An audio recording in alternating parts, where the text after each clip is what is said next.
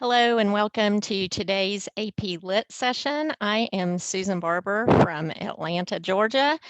Here's my co-teacher Bear. He's hanging with us again today. We'll see if he makes it through the whole lesson. We're excited that y'all are with us. I wanted to give a shout out to Miss Adams' class in Oklahoma. I hear that they have been watching, and then they're also on a Google Hangout talking about things as we're doing this. So glad y'all are with us today. I'd also like to say thank you to my personal sponsor, Coffee, who has gotten me through all of this. I don't know about y'all, but I've been relying on coffee these days. So with me today, as always, Mr. Escobar. How are you today? I'm doing great today, actually. Today we're talking about setting. And you're in Atlanta, Georgia. I'm in Miami, Florida. And sometimes we think that the world is very small, right? We live in our corner of the world. We live within the confines of our classroom. I know that I feel sometimes that I'm working in isolation because you close that door and it's you and those kids and we're going through these novels. But today's lesson is about setting, and I wanted to update the map that we showed yesterday because we left a lot of places out. And these are, I'm sure we're still leaving some places out, but these are some of the emails that we have received, or the locations of emails that we have received from different places in the United States. And what this tells me, there's various ways of interpreting this, right? But it definitely tells me that we're not alone. It tells me that we're all studying literature. It tells me that we're all united and connected. I would like to see more people from Montana, Idaho, Wyoming, Utah, New Mexico, Arizona. I don't know if maybe they're still in school, or maybe they got this and they don't need these videos. But this is all about community building. So if you know that there are students out there, make sure that they're tuning in, because we like to say hello to them as well.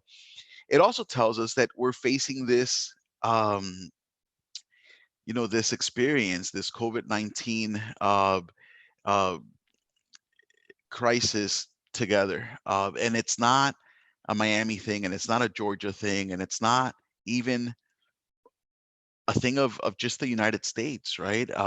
We've gotten now emails from Bolivia, Albania, Jordan, and China, and these are just representatives of thousands and thousands of schools and millions of school children out there who are in their homes, worried, perhaps even bored a little bit, but definitely facing this together.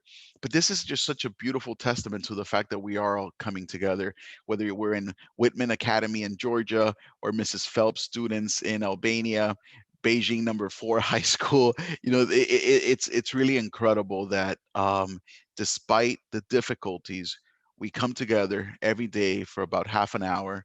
We discuss literature, and we make each other, perhaps for a slight minute, forget about some of the more horrific things that are happening in our communities. So here's a shout out to the world. Thank you for joining us. And we're going to explore setting, which is really appropriate since we're looking at maps right now.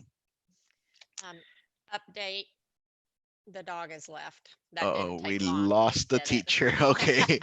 That did not take long. It's all on me now. So let's look. Yesterday we talked about the street and we talked about characterization.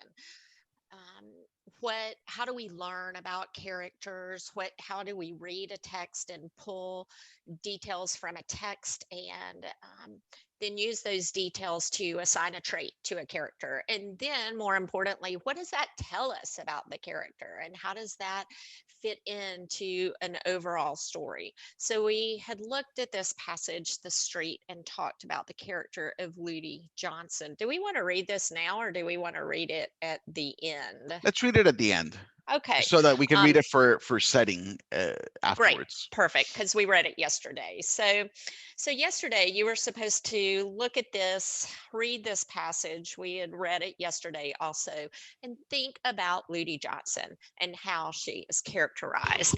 And here are some details that we pulled. Now, these are not the only details. These are just ones that stood out to us. So if you have different details, if you notice different things, that does not mean you are wrong. There's lots of answers here. There's lots of evidence here. These are things that stood out to us. So even before she's introduced as a character, we see that the wind drove most people off the street. They were bent over double, discouraged. So we see how this wind is treating all of the other people. And we can assume like the wind is, she's encountering the same harshness of the wind because she is one of the people on the street. And then she's introduced, and we see how the wind, it suddenly touches her on the back of her neck, and it makes her feel naked and bald, and she shivers, and her eyeballs are bathed with this coldness. So now we see her personally encountering the wind. And even though the wind is twisting this sign away from her, she perseveres. And at the end, it ends with this one word, reasonable, that will work for her. So, what do we learn about her through this? So, yesterday we said try to come up with one adjective when you look at these details. And the character trait that we came up with to describe her is determined. And so, some of the evidence that we saw, it drove most people off the street. Not her, though. She shivered. Her eyeballs were bathed in a rush of coldness. She read the sign rapidly. So now we have the trait, and we have the specific evidence that we were able to figure out this trait from, to assign this trait to. And now we're going to give the commentary or the explanation of Ms. this Barber, evidence. Go ahead. before you read the commentary, let me stress something you mentioned. You had talked about the annotations and the highlighting, and that students out there may have highlighted different things. It's the same thing with the trait, is it not? Determined is not the right Absolutely. word. You could have, and as a matter of fact, this is a simplified version of what we would expect you to do on your in your essays. We're not looking for one character adjective. If we think back to yesterday's video, the whole point is to treat these characters as three-dimensional figures, and you don't get that by just pinning them down with one word. We need multiple adjectives, and preferably adjectives that are not simply synonymous with each other, but adjectives that really help to flesh out this character. So again, just like Ms. Barber said about the highlighting, it's the same thing with the trait here. You could have 5, 6, 7 traits, and that's just adding to the complexity of your Right. interpretation of Ms. Johnson. Yeah, so we're just pulling out one specific example, but that's a great point. Like you should have several because we want to show the depth of the character, and how they're complex. I mean, like if you think about us or you think about yourself, we can't be defined in one word. It would take several traits to describe you, to describe me, to describe Mr. Escobar. So we're just pulling out one for time's sake. But whatever your evidence is, that's what's going to lead you to your characterization of the person. So in this specific example, we say she's determined and we give the evidence, and now we'll look at the commentary. Despite the unrelenting attack of the environment, which had already driven, quote, most of the people off the street, beautifully embedded there, Ludi Johnson is determined to seek shelter for her family. Her steadfastness speaks to, and now we're going to get to this motivation, this agency. Why is she doing this? Her steadfastness speaks to her commitment to those whom she loves and to the honorable nature of Miss Johnson herself, while also suggesting that she's accustomed to facing seemingly insurmountable obstacles. So now we have taken this evidence, and we've taken this one trait that we've assigned it to this evidence, and we've explained how we got there. And then if we had other traits, then we could talk about how these traits work together to form a full character or a multi-dimensional character. And if we're talking about progression of ideas, a logical progression, then which trait do you mention first? Then is there a reason for mentioning one over the other? Ms. Barber, you brought something up, and I know we're going to have a video lesson on this later on, but you cheated a little. You're showing us how smart you are, because you talked about the embedded quotation. For those students out there who may not know what you mean by that, can you maybe elucidate that a bit?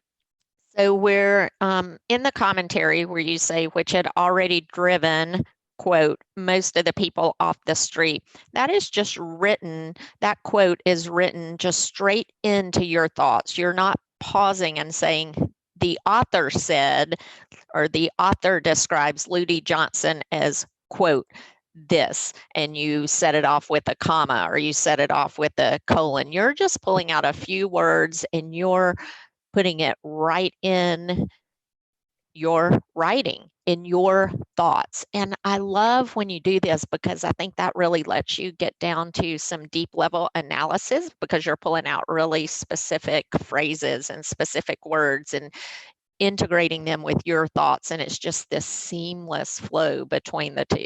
But again, we'll have a whole lesson on that.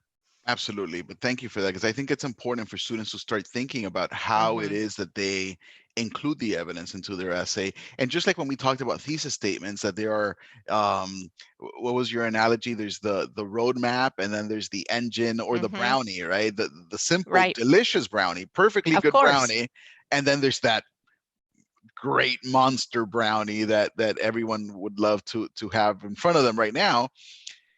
Just like there's differences there, and just like there's different levels of sophistication in the creation of a thesis, there's different levels of sophistication in the way that you present your evidence in your writing.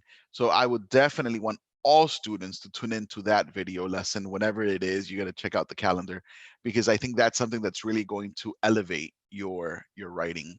Yes. So today we are going to shift from characterization and we're going to talk about setting. And specifically, what we want to do is to identify and describe specific textual details that convey or reveal a setting. And then, you know, by now, we don't just stop with the identification. We need to understand what is the function of the setting in this specific text. So details in a text can reveal specific aspects of the setting. Those are the things we're going to be looking at. How do we identify that? The location, time of day, year, season, geography, culture. But then we have to take the next step. Why are those things important? And often the setting establishes mood or atmosphere in the text. Sometimes the setting, you know, I think about Frankenstein, sometimes the setting, it really mirrors what's happening in the character's heart. So we see it that way too. So that's what we're going to be talking about today.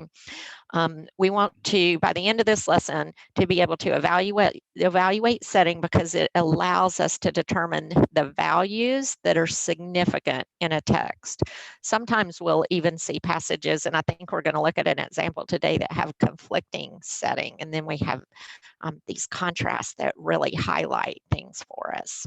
And we see the level of sophistication here, right? Where we start with a description, identification and description, we move on to function, and then the possibility of having multiple settings in one text. I mean, that's a lot for us to juggle, but honestly, it makes it more interesting, and it gives you more fodder for your essays. So the more sophisticated the setting, I think the more that we can capitalize on it for our interpretation of the text. So as we enter the guided practice section today, let's talk about what setting is. Let's talk about what we normally think of as setting. And you know, when I'm trying to think back to elementary school and I think of setting, I'm just thinking of place, right? I'm thinking here we are in New York or in Washington D.C., in Disney World, at the park, at the fair, up on the mountains, by the beach, staring at a sunrise and the snow. There's it's so easy, I think, to look at a picture and recognize where we are. And we're just talking about the physical description of the setting. And this takes us back to what you were saying in that first bullet: identify and describe the specific details.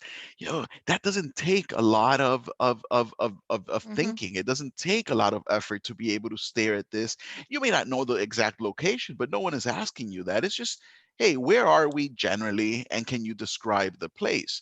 So if you look, let's say at the bottom left-hand corner, we can say, well, I see mountains, I see trees, that may be water or clouds. It's actually clouds. We're up in a mountain here. Mm. Um, And but that didn't take much effort. What Miss Barber was telling you is once you have done this, and we start here because we have to ground ourselves, right? We have to know exactly where we are before we start talking about the function. But it is the function that is significant here. It doesn't matter that we're in Denmark. It doesn't matter that we're in Scotland. I'm thinking of Hamlet and Macbeth. It matters. Well, why is that Mhm. significant? Why is that setting significant? What are the values of those places? What are the political situations of those places in that time period? That's what Shakespeare was capitalizing on by placing these characters in those situations. Of course, there are also some historical context there that he's also capitalizing on.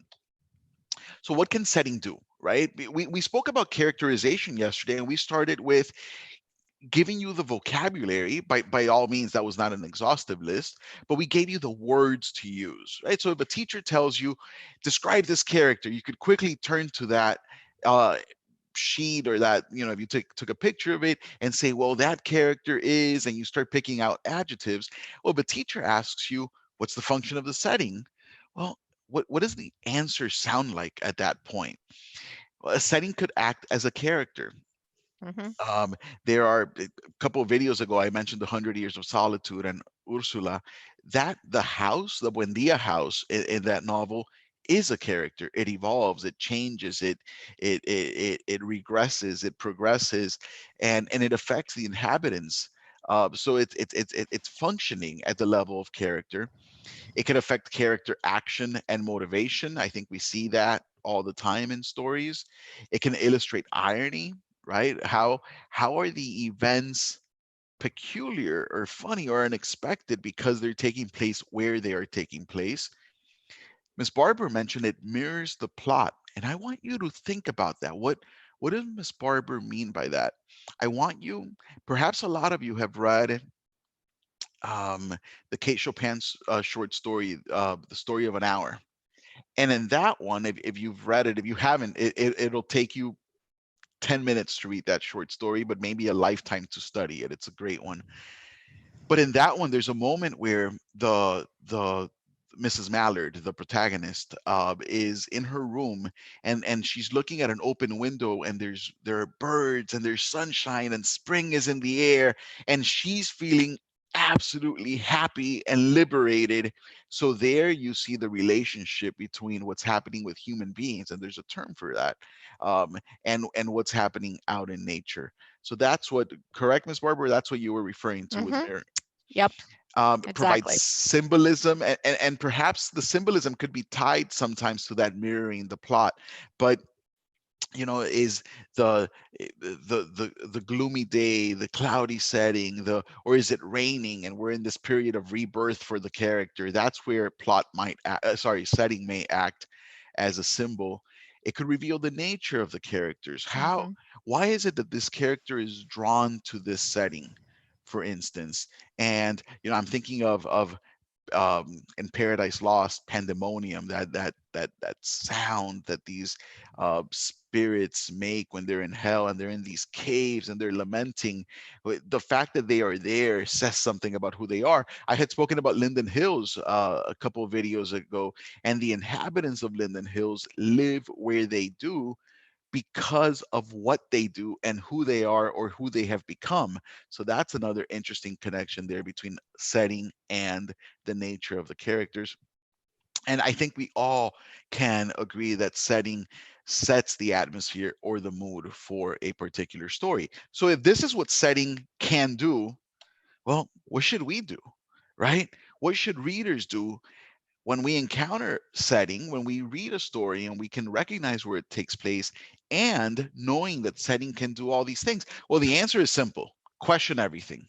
Mhm. That's really what we have to do when we encounter text. What is the significance of time? What does the physical location suggest? What are the implications of the weather? And how are these various settings, if there are multiple settings, how are they juxtaposed? And what does that friction or coming together of these two settings reveal about the characters and the thematic concerns or the central ideas in the text?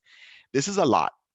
And this is a slide that I want every student to take a picture of. And I'm assuming some teachers will take a picture of this one, because I think that it really organizes the possibilities for setting and our task as readers when we're thinking about setting in a text. It's not just about where we are, but it's about the function of that setting. Ms. Barber, Yep, you were going and to I was chime going in? to say at the end of the week, I will drop a document in our notes, and maybe I'll go ahead and put it every day, but it will have all of the central questions for each of the elements that we're dealing with. So the questions for characterization, the questions for setting, the questions for point of view. So I'll have a document. I already have it. I just need to share it, and we'll put it in the description link.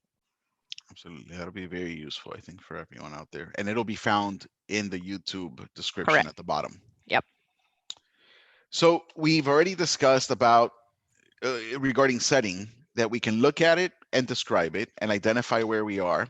We've already discussed the function of setting, and we have to organize our ideas. And if you've seen a pattern, we've developed these charts now, because I think it's important for you to think as you're reading, annotate the text if you can, and then organize those ideas into something that can be useful, a useful tool for you once you sit down to write your essay.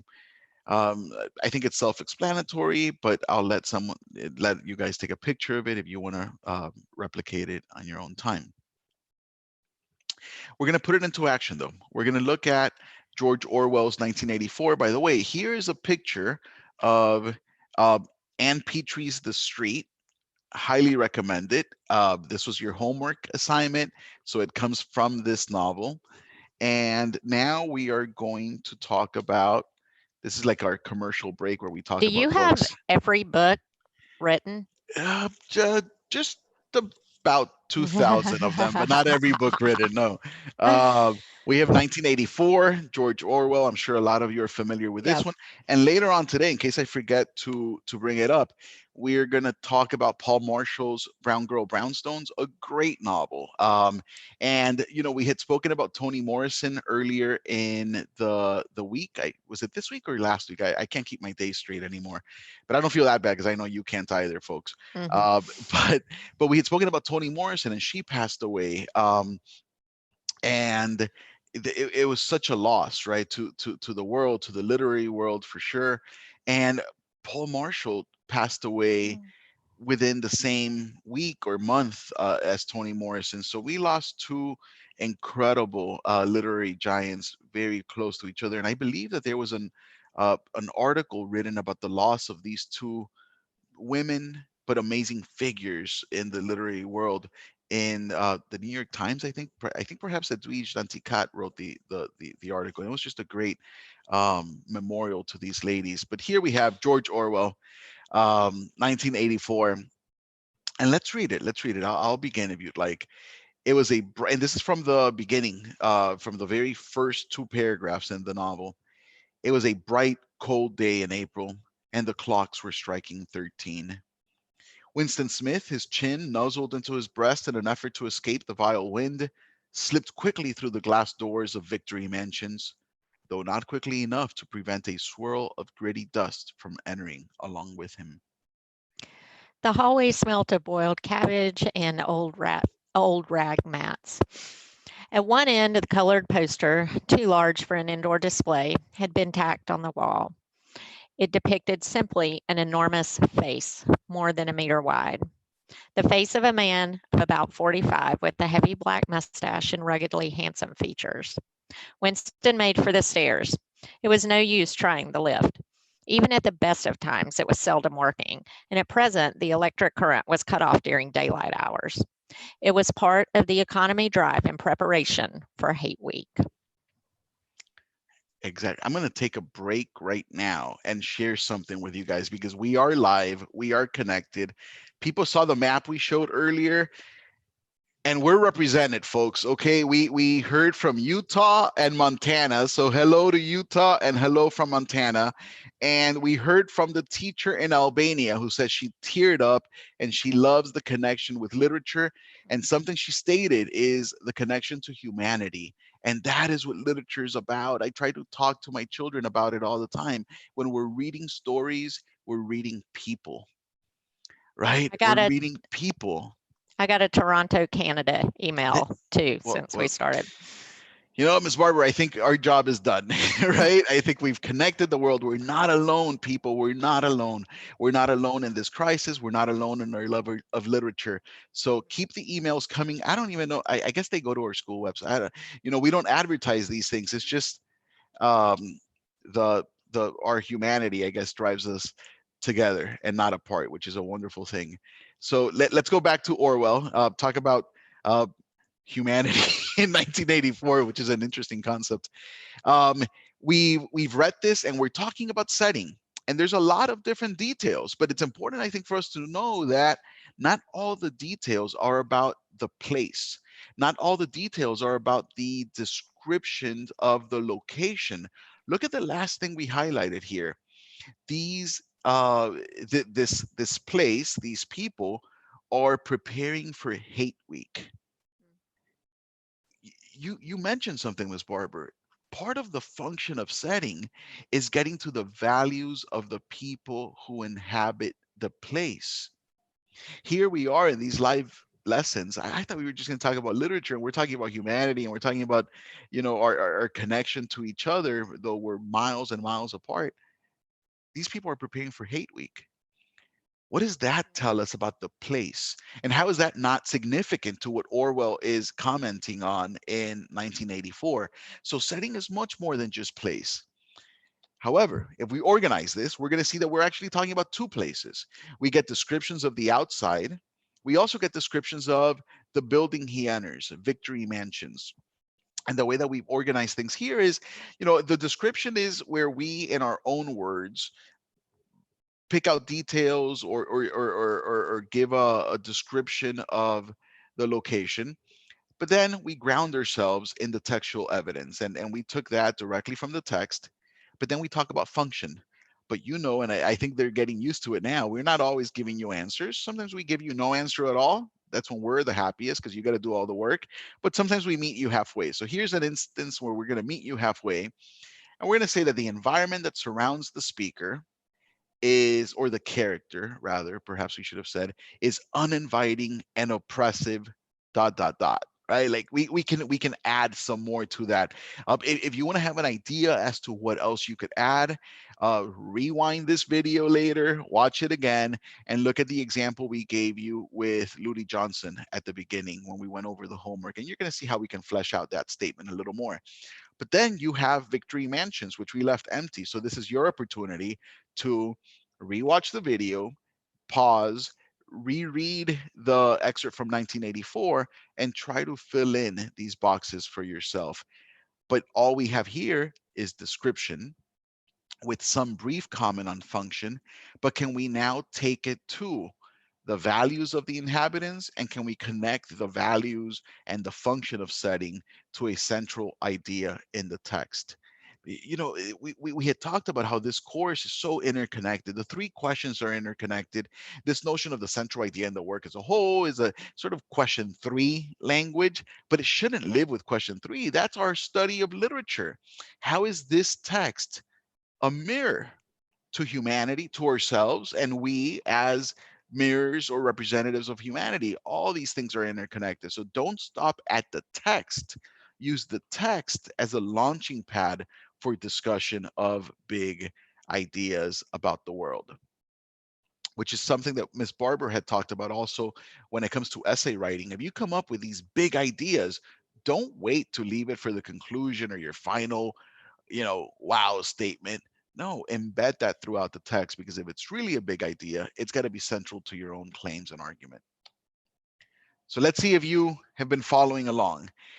For check for understanding, we're going to work with Miss Marshall's Brown Girl Brownstones. Um, in the somnolent July afternoon, the unbroken line of brownstone houses down the long Brooklyn street resembled an army massed at attention. They were all one uniform red-brown stone, all with high, massive stone stoops and black iron grill fences staving off the sun, all draped in ivy as though mourning. Their somber facades, indifferent to the summer's heat and passion, faced the park while their backs reared dark against the sky. They were only 3 or 4 stories tall, squat, yet they gave the impression of formidable height. Glancing down the interminable Brooklyn street, you thought of those joined brownstones as one house reflected through a train of mirrors, with no walls between the houses, but only vast rooms yawning endlessly, one into the other. So, what are the details here, Miss Barber, that So much setting to dig into in this passage. Um, we open in July, and then we're looking down the street.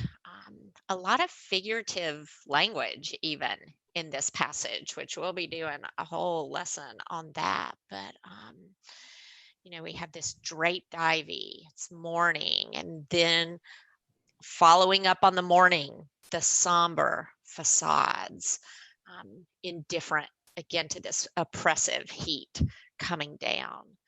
Um, no walls between the houses, just vast rooms yawning. So we read that, and it does more than put us in a place. It does more than that. and it's Um, interesting because we've been talking about adjectives, but the verbs here are incredible. The mhm. morning and the yawning, what does that say, right? Those are my About a favorites. place. Yeah. Yeah. Yeah.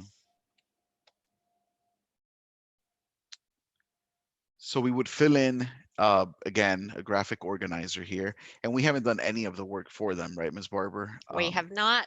We're tired. We're getting old. You guys have to do all the They're work. big boys and big girls. That's what I say. And again, you can mirror what we did with 1984 here, but really dig in. Sometimes when you get a whole passage, it's intimidating, right? And you have to write an essay, but these are scaffolds. These are vehicles through which you can practice the skill and be successful at it before you tackle an entire essay. But remember, try to get to the values of the inhabitants and try to get to connecting the setting to a central idea in the text. That's critical. So we're going to let you practice with that tonight. Before we do, let's debrief a little and just review what we talked about. We talked about number one, being able to identify specific details. What what do we see? The location, the time of day, the year, the season, the culture of a place, the geography of a place, all of these things, identification.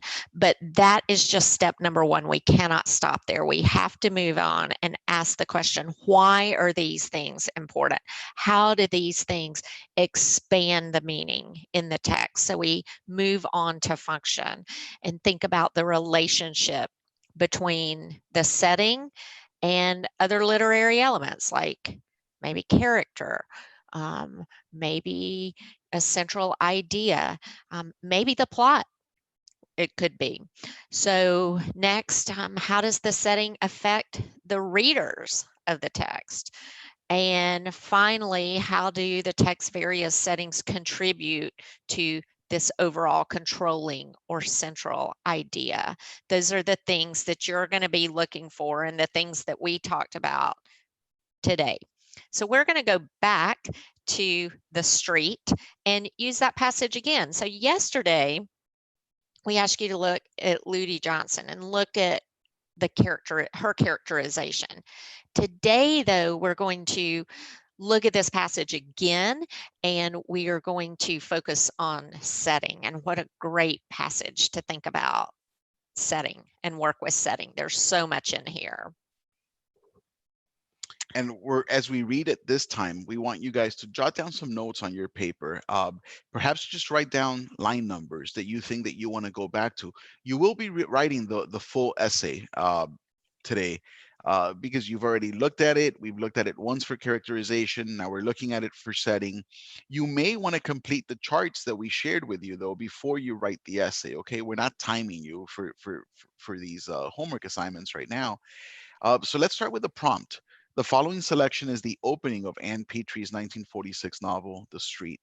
Read the selection carefully and then write an essay analyzing how Petrie establishes Ludi Johnson's relationship to the urban setting through the use of such literary devices as imagery, personification, selection of detail, and figurative language. Notice the crux of the prompt, how Petrie establishes Ludi Johnson's relationship to the urban setting. That's why we gave you this, and we started with characterization. We It's not an essay on setting. It's not an essay Mhm. on characterization. It's an essay on the union between this character and this setting. If we take this character and we place her anywhere else, we're going to see a different dimension to Ludi Johnson. If we take someone else and place them in this setting, we're going to have a different understanding of the setting. But when you take Ludi Johnson, and now we know Ludi Johnson, you did homework on Ludi Johnson, and when we analyze the setting that she's placed in and we talk about the relationship, now we're going to be um, determining Petrie's purpose for this union and for the work as a whole eventually. So let's reread it. We're focusing on setting this time. I'll start for us. There was a cold November wind blowing through 116th Street. It rattled the tops of garbage cans, sucked window shades out through the top of open windows, and set them flapping back against windows. And it drove most of the people off the street in the block between 7th and 8th Avenues, except for a few hurried pedestrians who bent double in an effort to offer the least possible exposed surface to its violent assault.